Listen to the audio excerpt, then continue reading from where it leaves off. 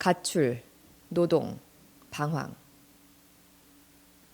그해 테일은 남대문 초등국민학교에서 남대문 초등학교로 편입하는 시험을 치렀는데 여러 응시자들 가운데 그 혼자만이 합격하여 전학을 하였다.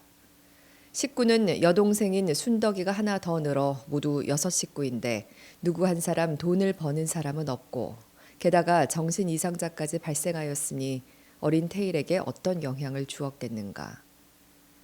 밥 먹는 날보다 굶는 날이 많아졌다. 어머니의 병을 치료할 방도는 없었다.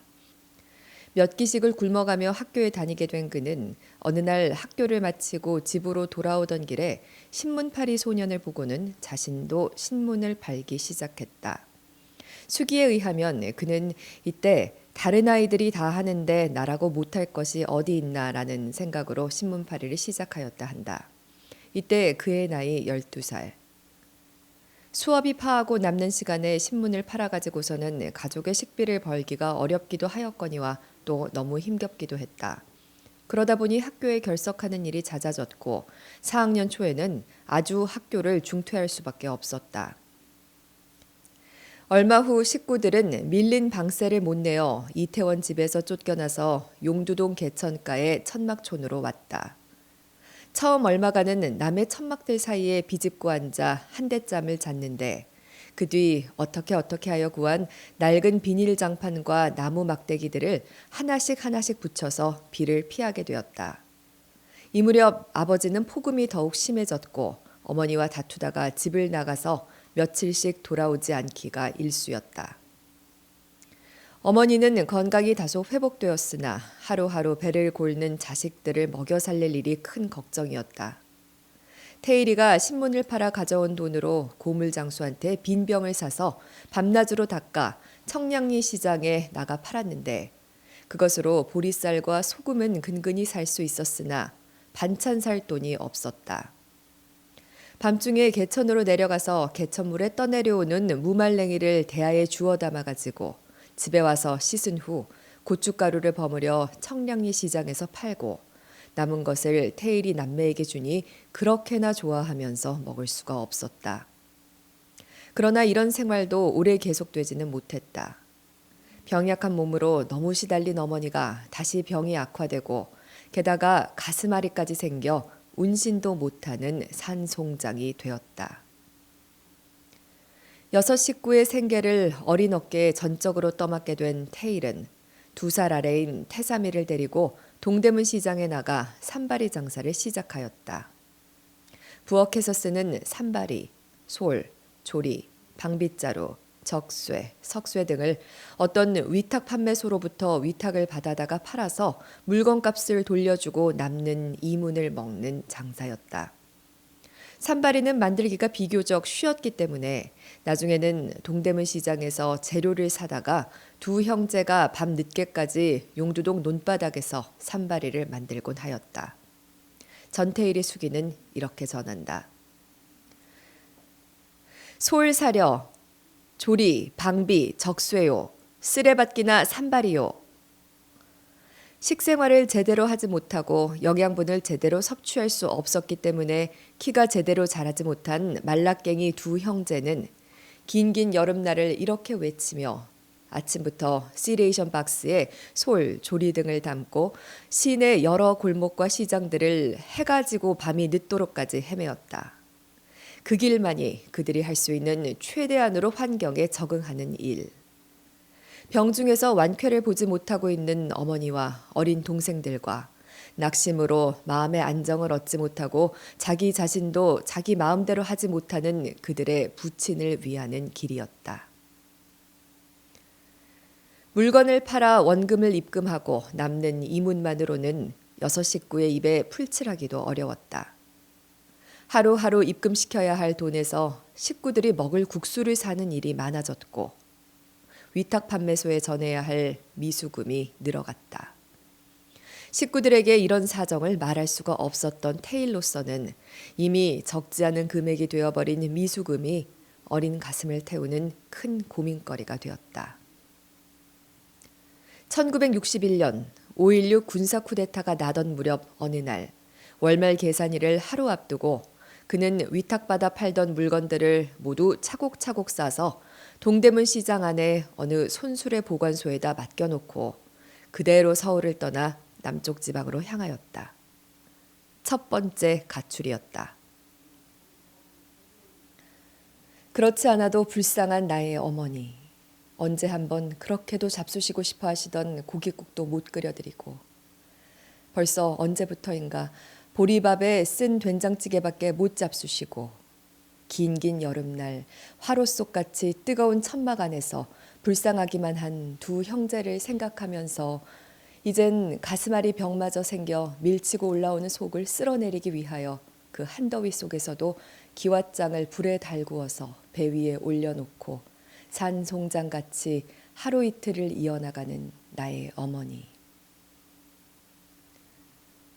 전태일은 내일이면 물건값을 떼어 먹힐 것을 알고 노발대발할 위탁소 주인 앞에서 어머니가 고개를 숙이고 닭달질 당할 것을 생각하니 차라리 그 꼴을 보지 말고 집을 나가버리자는 심정이었다. 집을 떠난 그는 첫날은 하루 온종에 걸려 영등포에서 수원까지 걷고 그 다음날 밤 수원역에서 열차 검표원에 눈을 속여 무임승차를 하여 큰 집이 있는 대구로 갔다. 큰 집에서는 서울서 온 조카를 놀러 온 줄만 알고 며칠 묵게 했다가 차비를 주어 되돌려 보냈다. 막상 집을 떠나오긴 했으나 달리 갈 데도 없었던 그는 큰 집에서 다시 서울로 돌아왔다. 서울로 돌아온 태일은 집에 들어갈 엄두가 나지 않았다. 위탁소 주인을 다시 대한다는 것도 끔찍한 일이었지만 그보다 더욱 두려운 것은 불같이 놓여야 할 아버지의 모습이었다. 하루 이틀 서울 거리를 방황하다가 구두 닦기가 되었다. 수기에 의하면 그는 돈을 벌어가지고 돌아가면 아버지가 야단치지 않겠지 혼자 생각을 하고 일거리를 찾아다녔다. 한번 해본 경험이 있는 신문팔이를 시작했으나 밤에 길거리에서 잘 때 순경들이 와서 잡아갔다. 태일은 구두통만 있으면 잡혀가지 않는다는 사실을 알고서 구두 닦기를 시작했다.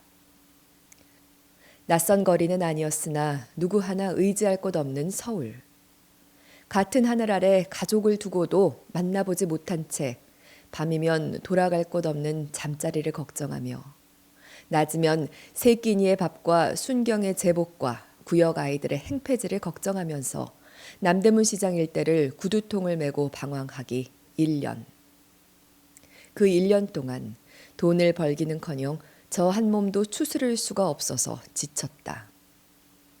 그리하여 1962년 여름 그는 집 떠난 지 1년 만에 무작정 부산으로 내려갔다.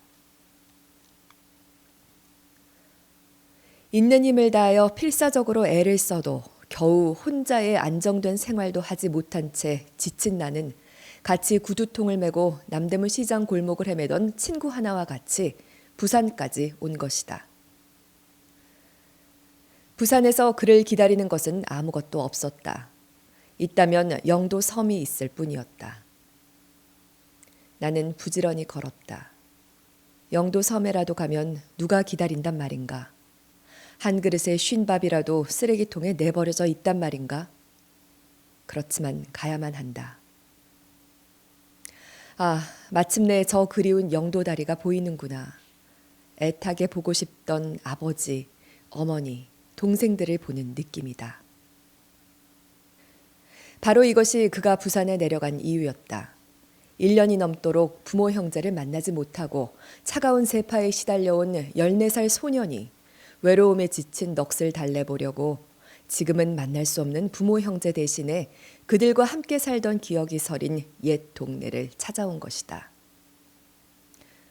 태일은 남이 입다 버린 새까만 학생복 겨울옷 윗도리를 입고 있었다. 그 옷은 훅훅 내리쪼이는 불볕의 열기를 빨아들여 피부병을 앓고 있는 그의 육신을 금방이라도 익혀버릴 듯이 괴롭혔다.